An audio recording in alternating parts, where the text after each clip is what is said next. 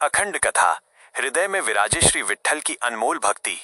अगर आपने ये कहानी अधूरी सुनी तो ये समझ लें कि जीवन की सबसे बड़ी सच्चाई आपके हाथ से फिसल जाएगी।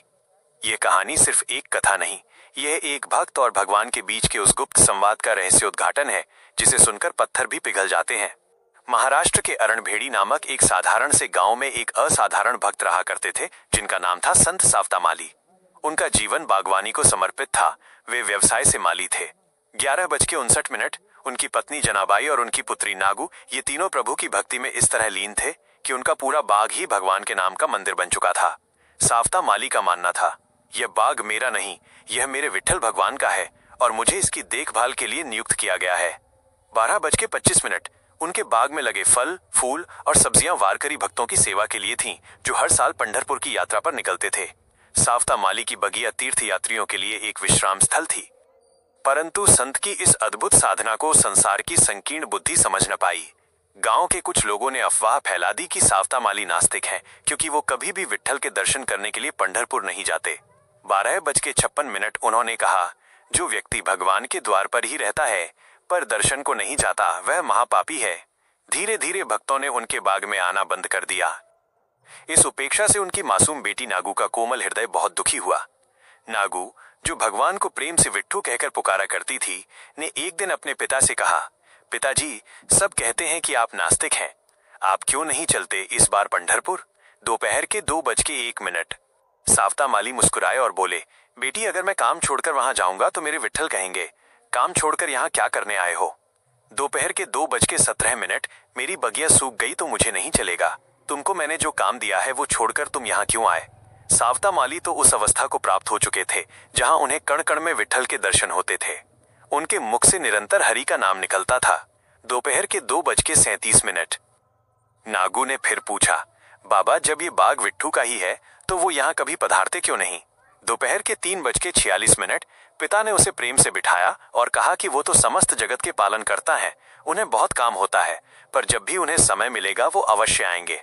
शाम के 4:20 कुछ दिनों बाद जब वारकरी भक्तों का एक समूह बाग के सामने से निकला तो नागू ने दौड़कर उन्हें रोका। उसने एक टोकरी में अपने बाग के ताजे गाजर और मूली भर कर दी। शाम के 4:41 निष्पाप नागू ने निवेदन किया, भैया, ये नैवेद्य मेरे विट्ठुराय को ले जाकर दे दोगे? कहना ये सब्जी उसके ही बगीचे की है।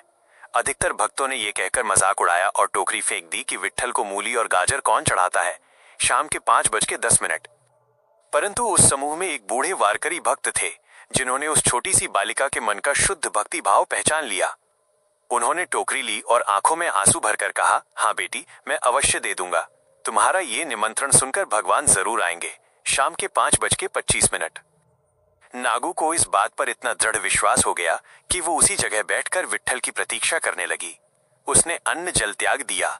शाम के 7:02 उसने रट लगा दी कि विट्ठू आता ही होगा, मुझे यहीं ठहरना चाहिए। उधर पंढरपुर में बूढ़े भक्त ने जैसे ही नागू का प्रेम भरा संदेश भगवान विट्ठल को सुनाया, उसी क्षण प्रभु मंदिर से अंतर्ध्यान हो गए। रात के 8:21 वो सीधे अपने भक्त की निष्कपट पुकार पर अरणभेड़ी के बाग में प्रकट हुए। प्रभु के दर्शन केवल सावता माली को हुए। विट्ठल ने एक अद्भुत लीला रची। वो सावता माली के पास आए और बोले, बाबा, बाबा, मेरे पीछे लोग पड़ गए हैं, आप हमको कहीं छुपा लो ना। रात के 8:52 संत सावता माली ने इधर उधर देखा पर खुले बाग में छिपने की कोई जगह नहीं थी। उनका हृदय प्रेम और करुणा से भर गया। संत सरल होते हैं और उस क्षण उन्होंने बिना कुछ सोचे विचारे सब्जी काटने वाला अपना खुरपा उठाया। रात के 9:16 उस सच्चे भक्त ने अपने ही हृदय और पेट के बीच वाले हिस्से को चीर दिया।